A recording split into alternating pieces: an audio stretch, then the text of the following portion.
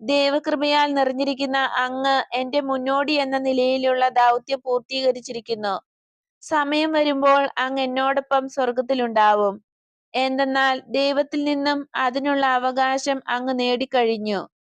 എന്റെ പ്രിയപ്പെട്ടവനെ, ദൈവത്തിന്റെ സമാധാനം അങ്ങയോടുകൂടി ഉണ്ടായിരിക്കും. ഈശോ പറഞ്ഞു.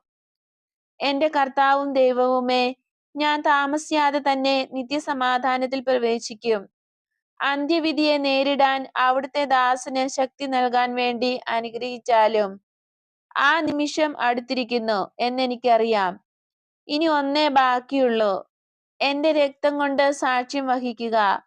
എപ്പോഴാണ് എന്റെ സമയം വരികയെന്ന് എന്നെക്കാൾ അധികം അവിടുത്തേക്ക് അറിയാം. അങ്ങയുടെ കാരുണ്യപൂർണമായ ദിവ്യഹൃദയത്തിന്റെ പ്രേരണയാലാണ് അങ്ങ് ഇവിടെ വന്നത്. ഇസ്രായേലിൽ ഒടുവിലത്തെയും ഈ പുതുയുഗത്തിൽ ആദ്യത്തെയും